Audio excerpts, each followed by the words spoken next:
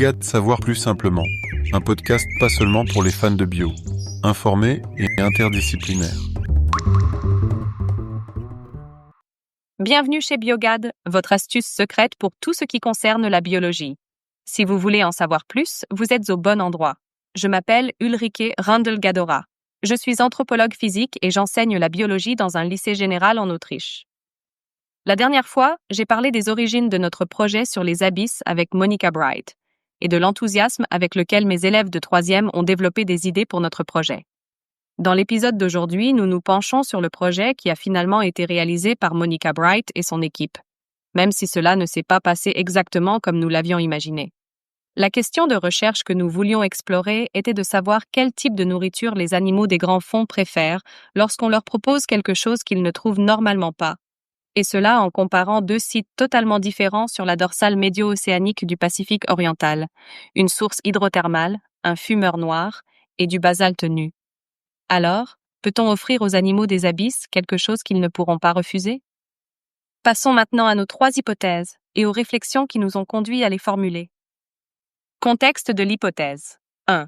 Aujourd'hui, on connaît déjà de nombreuses espèces animales et bactériennes vivant autour des sources hydrothermales de la dorsale du Pacifique oriental à environ 2500 mètres de profondeur. Les bactéries pratiquent la chimiosynthèse et servent de source de nourriture aux animaux. Certains de ces prokaryotes vivent en symbiose avec des animaux, par exemple avec des vers tubicoles. En plus des espèces qui se nourrissent de bactéries, il existe aussi des animaux qui chassent d'autres animaux ou se nourrissent de charognes. Certains sont à la fois prédateurs et charognards. Les abysses sont plongés dans l'obscurité totale, car la lumière du soleil ne peut pas y parvenir. C'est pourquoi aucune plante ne peut y vivre. Elles ont besoin de lumière UV pour la photosynthèse. Et comme il n'y a pas de lumière UV dans les abysses, il ne peut pas non plus y avoir de prokaryotes qui tirent leur énergie de cette lumière. L'absence de lumière est donc la raison de l'absence de plantes dans les profondeurs marines. Les organismes vivant dans ces profondeurs ne connaissent donc pas les plantes. C'est sur cette base que nous avons formulé notre première hypothèse. Hypothèse 1. Celui qui ne connaît pas les plantes préférera une nourriture d'origine animale si on lui propose à la fois des aliments végétaux et animaux. Nous nous attendions donc à ce que les animaux jettent peut-être un œil aux aliments végétaux, mais qu'ils choisissent finalement les aliments d'origine animale et y restent plus longtemps. Contexte de l'hypothèse. 2. Dans les abysses, la disponibilité de nourriture est très réduite. La concentration de nourriture d'origine animale y est relativement faible, ce qui a notamment conduit les vers tubicoles à vivre en symbiose avec des bactéries chimiosynthétiques. Pour maintenir leur fonction corporelle, les animaux doivent absorber et métaboliser de la nourriture. Les aliments contiennent différentes sources d'énergie, les graisses, les protéines et les glucides. Chez l'être humain, les graisses fournissent 2 fois plus d'énergie que les protéines et les glucides. C'était là l'idée de base de notre deuxième hypothèse. Hypothèse 2. Si les charognards des grands fonds peuvent choisir entre différentes sources d'énergie, c'est-à-dire entre graisses, glucides et protéines, ils préféreront celle qui fournit le plus d'énergie. Nous nous attendions donc à ce que les animaux se précipitent d'abord sur les aliments riches en graisses, puis qu'ils se tournent de manière égale vers les glucides et les protéines. Contexte de l'hypothèse 3. Dans les grands fonds, il existe des zones où l'on trouve particulièrement de nombreuses espèces animales. C'est le cas autour des sources hydrothermales. Et il existe des zones où l'on ne trouve pratiquement aucun animal, à savoir sur le basalte nu. Pour notre projet, il nous fallait donc 2 sites distincts sur la dorsale du Pacifique oriental, site 1 au niveau du conduit hydrothermal et site 2 sur le basalte. Ces 2 sites devaient être marqués clairement pour pouvoir les distinguer une fois que tout serait remonté à bord, ou lors de l'analyse des photos en détail. Et cette différence présumée dans le nombre d'animaux des abysses entre la source hydrothermale et le basalte nu nous a conduit à notre 3e hypothèse. Hypothèse 3.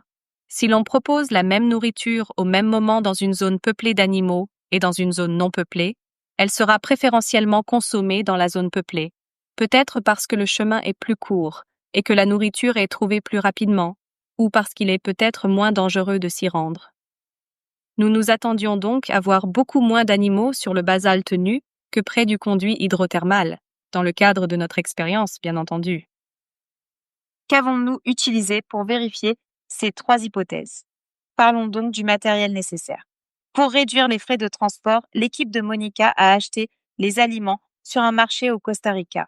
Ils ont choisi des noix du Brésil, riches en graisse, puis des pois chiches pour les protéines et une pomme de terre pour les glucides, sous forme d'amidon. Ce sont les aliments d'origine végétale qui ont été utilisés. Comme aliments d'origine animale, ils ont acheté du lard pour les graisses, de la viande de schnitzel pour les protéines et du foie gras pour les glucides, sous forme de glycogène. Tous ces produits provenaient du porc. Toute la nourriture a été conservée au réfrigérateur jusqu'à son utilisation. Le cuisinier du navire a fait tremper les pois chiches toute la nuit et les a précuits pour qu'ils ne soient pas trop durs. Le cuisinier a ensuite préparé chaque aliment de manière à pouvoir le fixer sur la grille du four. Nous pensions que tous les morceaux seraient proposés dans des tailles à peu près équivalentes. Mais ce n'était pas le cas. Chaque échantillon ne représentait qu'un volume d'environ la taille d'un poing. La pomme de terre est restée entière et crue. Elle n'a été ni coupée en dés, ni râpée. Le lard est aussi resté en un seul bloc, tout comme la viande et le foie. Les noix du Brésil et les pois chiches préparés ont été enveloppés dans un filet à légumes, du type de filet utilisé pour emballer des oignons, par exemple. Je suppose qu'il s'agissait de plastique, un peu comme un filet. L'équipe a trouvé ce matériau d'emballage sur la route du marché et l'a utilisé directement. Le cuisinier du navire a préparé une grille de four standard pour chacun des 2 sites. Dans une rangée, il a fixé les 3 sources d'énergie végétale avec des colliers de serrage, et dans une seconde rangée, les sources animales, également avec des colliers. Pour adapter le poids des aliments à la profondeur marine et éviter la flottabilité, des poids en plomb de 500 grammes ont été fixés à chaque coin de la grille. Et c'est très important. Pour distinguer les grilles de nourriture entre les 2 sites, un couvercle de seau numéroté a été fixé à chacune des 2 grilles. 2 élèves avaient auparavant peint le nom et le logo de notre école sur les couvercles. Ensuite, toute la classe les a signés. Par précaution, nous avions préparé 3 couvercles. Le 3e devait servir de groupe témoin. Il y avait donc un couvercle numéroté 1, un autre 2 et un 3e 3. Le 3e couvercle n'a finalement pas été utilisé car seuls 2 des 3 ont été employés. Il y avait donc 2 grilles de four préparées avec les mêmes aliments. Le robot sous-marin ROV Subastian de l'Institut océanique Schmidt a ensuite transporté les grilles dans une caisse jusqu'au fond marin. Ce robot est toujours piloté depuis le navire de recherche. Monica Bright nous avait dit que les 2 sites seraient distants de 300 mètres. Mais à l'automne, nous avons appris qu'ils n'étaient séparés que d'environ 75 mètres. Le robot a déposé la grille numéro 2 sur le basalte et la grille numéro 1 près d'un conduit hydrothermal avec des verres tubicoles. Les 2 ensembles d'aliments sont restés en place pendant 8 jours et devaient être filmés et photographiés chaque jour par la caméra du robot. Mais au final, 2 jours manquent. Il n'y a pas d'enregistrement. Grâce à la diffusion en direct, le monde entier a pu suivre les activités du robot sous-marin, plusieurs heures par jour. Les vidéos sont disponibles sur YouTube et sur le site de l'Institut océanique Schmidt. Les liens se trouvent dans les notes de l'épisode. Monica Bright avait prévu qu'à la fin de l'expérience, les animaux présents sur les aliments soient aspirés par le robot, conservés dans de l'éthanol et apportés à Vienne pour que les élèves puissent les compter et les identifier. Mais finalement, cela n'a pas été fait. Pour identifier les espèces, les élèves ont dû se baser sur les photos prises par le robot. On aurait aussi pu utiliser les diffusions en direct, mais avec les photos, on pouvait tout étaler et comparer visuellement. Il y a au total 9 diffusions en direct sur YouTube, une pour chaque jour. Chaque diffusion porte un numéro.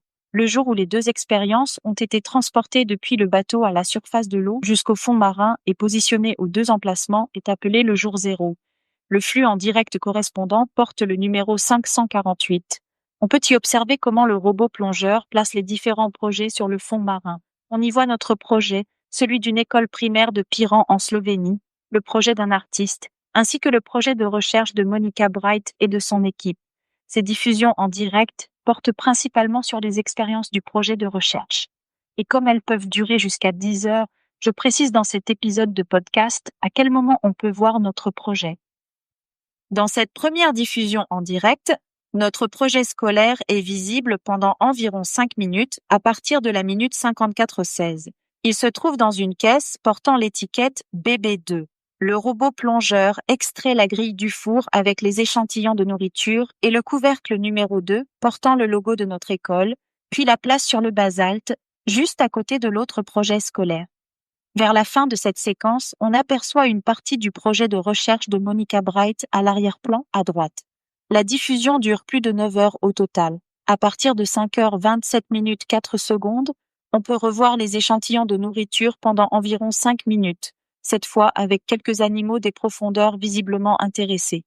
L'expérience comparative numéro 1, située près de la source hydrothermale avec les vers tubicoles, est visible à partir de 5h35 pendant environ 2 minutes et demie, puis à nouveau à 5h40 et 1h57 pendant un peu moins d'1 minute et demie. Notre expérience a été déposée entre le projet de l'école primaire et celui de l'artiste. L'ensemble semble former un triangle. Les 3 projets sont situés très près les uns des autres. Pour le jour 1, c'est-à-dire la diffusion numéro 549, il n'y a pas d'image de notre projet. On le revoit dans la diffusion numéro 550, dès le début. Si vous regardez les 7,5 premières minutes, vous verrez notre expérience numéro 2 sur le basalte, avec plusieurs animaux. On peut également voir les environs du site, puis notre expérience numéro 1 entre les vers tubicoles au niveau de la source hydrothermale. On constate aussi que le foie a disparu de l'expérience 1. On ne sait pas quel animal l'a emporté. Peut-être n'était-il pas bien fixé. Ici, Monica explique de quoi il s'agit dans les 2 projets scolaires. Lors de la prochaine diffusion, le jour 3, numéro 551, Monica Bright réexplique vers 3h35-42 pendant environ 6 minutes et demie de quoi il s'agit dans les 2 projets scolaires. Et ici, on voit bien que les 2 projets scolaires sont placés l'un à côté de l'autre. Les animaux ne semblent guère avoir la possibilité de passer à travers les mailles serrées du filet à légumes pour atteindre les noix du Brésil ou les pois chiches.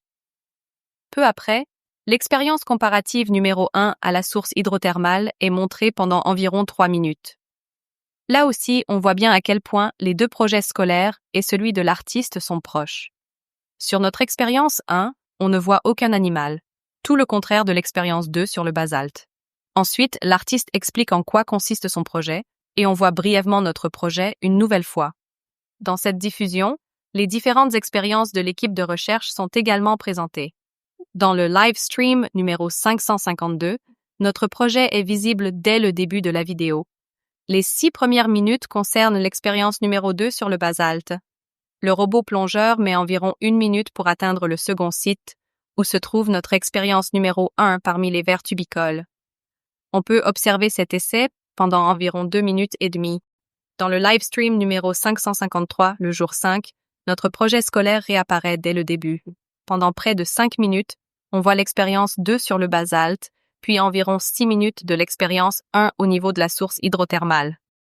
Le jour 6, notre projet n'a pas été filmé, et il n'existe aucune photo utilisable pour l'analyse. Le dernier live stream pertinent pour nous est le numéro 555. On y voit notre expérience numéro 2 pendant les 12 minutes et demie initiales.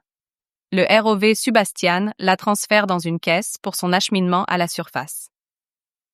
L'expérience 1 au niveau de la source hydrothermale est montrée à partir de la minute 38. Le robot la pose sur l'expérience 2 dans la caisse. La remontée dure presque jusqu'à la minute 53 car notre couvercle de seau glissait à plusieurs reprises, empêchant la caisse d'être fermée correctement. Il y a ensuite un live stream le jour suivant, où l'on peut voir les caisses être fixées au robot puis récupérées. Nous passons maintenant à l'analyse des données. En automne, je ne l'ai pas réalisé avec toute la classe 6A, mais avec mon club VIP de biologie. J'offre ce club selon les besoins, pour une ou plusieurs classes. Le club réunit uniquement des élèves particulièrement talentueux et motivés pour la recherche. Contrairement à un module ordinaire, ces enfants y passent des après-midi pendant leur temps libre. 6 élèves de la classe 6A ont participé à cette analyse des données. Par ordre alphabétique, Pauline Almer, Anna Bursac, Myriam Messenger, Anna Tomic, Emma Widerold et Mira Volst. Pour éviter toute rumeur, c'est pure coïncidence si seules des filles ont participé. Cela n'avait rien à voir avec une promotion spéciale pour les filles.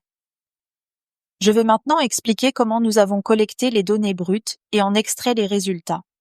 À l'automne, Monica nous a fourni des photos du jour 0, des jours 2 à 5 et du jour 7. Elle nous a dit que les premières photos, celles du jour 0, livestream numéro 0, 548, ont été prises 3 heures après le placement des grilles sur les deux sites, Basalt et Source, et que toutes les photos suivantes ont été réalisées à peu près à la même heure les jours suivants. Dans les livestreams, la date et l'heure s'affichent en petits caractères dans le coin inférieur de l'écran. Il n'existe aucune photo pour le jour 1, livestream numéro 549, ni pour le jour 6, numéro 554. Par conséquent, seuls 6 des 8 jours, y compris le jour 0, ont pu être analysés. Pour chacun de ces 6 jours, plusieurs photos sont disponibles pour chaque site. D'ailleurs, chaque livestream affichait aussi quelques données physiques en plus de la date et de l'heure, qui ne différaient que très peu entre les deux sites. Sur le site en basalte, la profondeur de l'eau était de 2514 mètres. La salinité était d'environ 35 PSU, Practical Salinity Unit, une unité sans dimension. La température de l'eau était inférieure à 1,9 degrés Celsius, la concentration en oxygène d'environ 108 micromoles et la saturation en oxygène d'environ 31,2%. Le site près de la source hydrothermale se situait à environ 1 mètre plus haut, à 2513 mètres. La salinité était la même que sur le site du basalte. Toutefois, la température de l'eau était nettement plus élevée, toujours au-dessus de 2 degrés Celsius. La concentration en oxygène était légèrement inférieure à celle de l'autre site, à environ 104 micromoles, ce qui s'explique par la température de l'eau plus élevée. Par conséquent, la saturation en oxygène était aussi un peu plus faible, juste en dessous de 31%. 30% est considéré comme le seuil au-delà duquel la plupart des poissons survivent à peine. En comparaison, dans un cours d'eau, comme un ruisseau ou une rivière, la saturation en oxygène est de 80 à 120%. Dans les notes de l'épisode, vous trouverez un lien vers des informations sur le taux d'oxygène dans les océans et les effets du changement climatique à ce sujet. Les paramètres physiques indiqués dans ces livestreams ont fluctué de manière marginale au cours des quelques jours d'observation, restant pratiquement constants. Par conséquent, nous les avons omis dans notre analyse des données. Avec l'aide de la littérature scientifique de Monica, nous avons ensuite essayé d'identifier les animaux à partir de ces photos. Cependant, les caractéristiques nécessaires à l'identification des espèces n'étaient pas visibles sur ces photos. Et pour certaines structures, nous n'étions même pas sûrs qu'il s'agissait d'animaux. Peut-être était-ce tout autre chose. Nous avons également eu du mal à définir le rayon dans lequel nous devions compter les animaux. Sur certaines photos, on voyait un grand nombre d'animaux, en particulier des crabes et des homards. Et la plupart d'entre eux regardaient en direction de notre expérience d'eux. Ils semblaient clairement s'y diriger. Ces photos montraient en plus une vue d'ensemble du terrain. Sur d'autres images, seule l'expérience était visible. Après 2 longues après-midi, nous avons contacté Monica Bright pour lui demander de l'aide. Elle est venue nous voir au club VIP et nous a indiqué quels animaux figuraient sur les photos. Concernant le rayon, elle a précisé qu'il était plus simple de ne compter que les individus qui touchent au moins la grille avec les sources de nourriture. Si la tête est orientée vers la grille sans la toucher, cela ne suffit pas pour être comptabilisé. Et s'il existe plusieurs photos d'un même site prises le même jour avec des nombres d'individus différents d'une espèce, on retient alors la valeur la plus élevée. Le robot sous-marin n'a passé que quelques minutes sur chacun des 2 sites expérimentaux pendant les quelques 9 heures de filmage quotidien. Ces quelques photos ne sont donc que des instantanées. Il faut garder cela à l'esprit.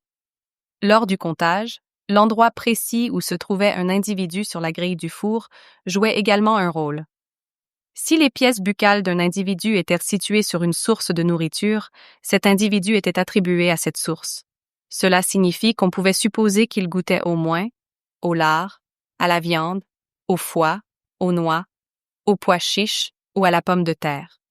Mais si un individu ne pouvait pas être attribué à une source alimentaire précise, on utilisait une catégorie neutre. Dans ce cas, c'était la grille du four. Nous avons créé un tableau clair pour y inscrire les individus comptés. Les colonnes étaient réparties en fonction du temps et des différentes sources de nourriture sur le basalte et sur la cheminée hydrothermale. Dans les lignes, nous avons noté, pour chacun des 6 jours exploitables, combien d'individus de quel animal nous avions observé dans chaque catégorie. À partir de cela, nous avons ensuite calculé les totaux par colonne et par ligne, ainsi que le total général, puis les pourcentages. Quels animaux se sont donc réellement intéressés à nos sources de nourriture? L'espèce la plus fréquemment observée appartenait au genre Munidopsis, C'est un homard blanc, trapu et compact, donc un crustacé décapode, ordre Décapoda. Même Monica Bright n'a pas pu l'identifier au niveau de l'espèce. Outre Munidopsis, il y avait aussi 2 espèces de crabes, Bitogrea thermidron, le crabe des cheminées, et Cyanagrea predator. Mais nous n'avons vu qu'un seul individu de chaque. Les crabes font également partie des décapodes et de la même sous-ordre que les homards, mais dans une infra-ordre différente. Retour à notre tableau. Pour indiquer clairement quel animal était concerné dans chaque case, nous avons utilisé la lettre initiale du genre, B ou C, pour les 2 espèces de crabes. Il n'y avait de toute façon qu'un seul individu pour chaque espèce. Pour Munidopsis, nous avons simplement indiqué le nombre d'individus, car ils étaient très nombreux, et nous avons omis la lettre M. Je présenterai les résultats dans le prochain épisode. J'y discuterai également de l'ensemble du projet, en l'analysant de manière critique et en proposant quelques pistes pour améliorer la méthode. Vous découvrirez également quelles nouvelles questions de recherche ont émergé de l'analyse de nos données. À bientôt pour le prochain épisode, même heure, même chaîne de podcast. Si ce contenu vous a plu, merci de me laisser un pouce en l'air. Si vous avez des remarques constructives, veuillez les envoyer à biogad@outlook.de. Merci.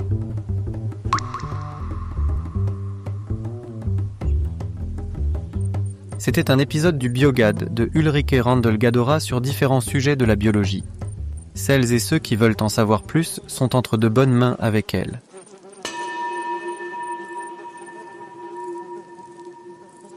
Le texte a été initialement rédigé en allemand puis traduit par une IA. En cas d'erreur de traduction, veuillez envoyer un email. Merci.